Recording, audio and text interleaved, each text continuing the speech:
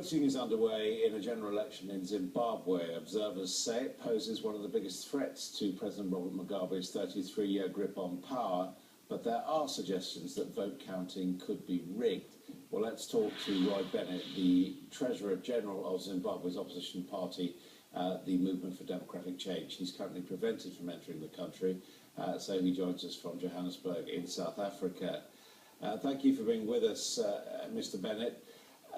Do you think there is a chance that there could be a change of leader in Zimbabwe as a result of this election? I mean, obviously, your leader, Morgan Tsvangirai, is contesting it. Presumably, he must have some hope that he might defeat Mugabe. Good afternoon, Adam. Thank you. Most definitely.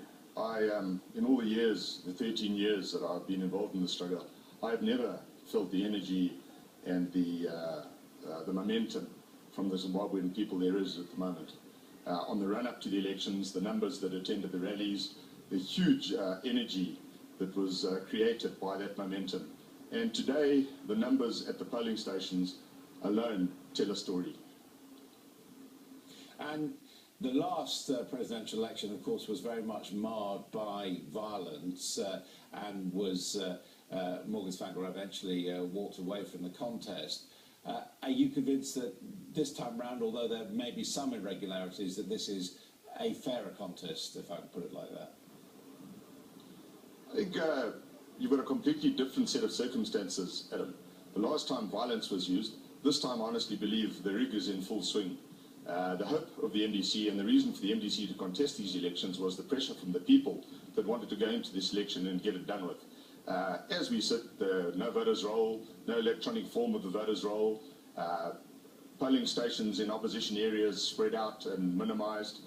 In Mugabe's areas, many polling stations put together, people going in to register, being moved around, chaos at some of the voting stations of people being moved from ward to ward as their names don't appear on the ward that they registered at. Going with their voting slips, their registration slips are not being allowed to accredit themselves. So definitely there's a full rig in place. But, you know, we believe, and it is possible, that if the numbers turn out, and the numbers are so great, that even the rig that they put in place through the hire of a security system headed by an Israeli company called Nikuv, we can defeat them. Yet Morgan Tsvangirai, of course, is a much more familiar figure, both internationally and, of course, at home in Zimbabwe than he once was. And it's almost inevitable, perhaps, that we've seen a slight drop in his opinion poll ratings and that of his party since they took part in the government.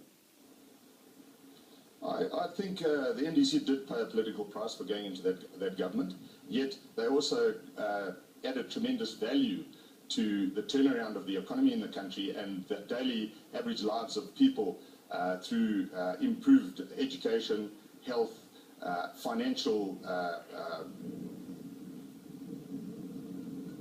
exercises. The whole thing was improved.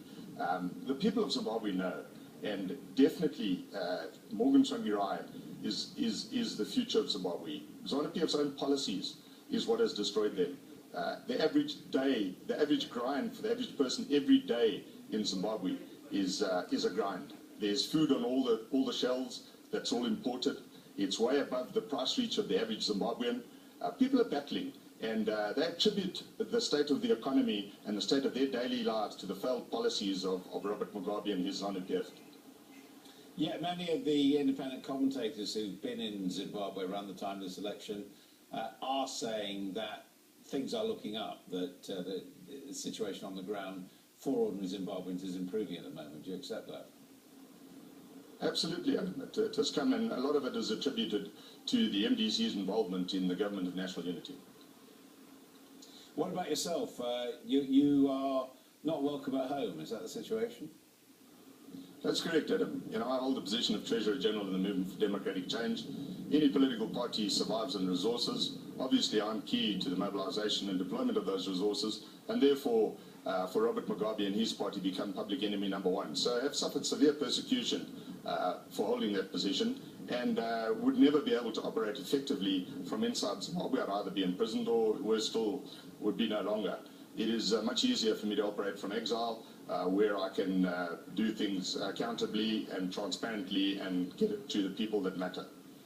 If Morgan Tsvangirai is elected president, do you think he'll be returning home? Most definitely, Adam, without a doubt. And just briefly paint us a pen portrait of Morgan Tsvangirai. Who is he and what does he offer his country? Morgan Tsvangirai is a people's person. He might not be the best there is, he might not be perfect, but he's a people's person. He comes from the people of Zimbabwe. He has the aspirations and the hopes of the people of Zimbabwe firmly in his hand.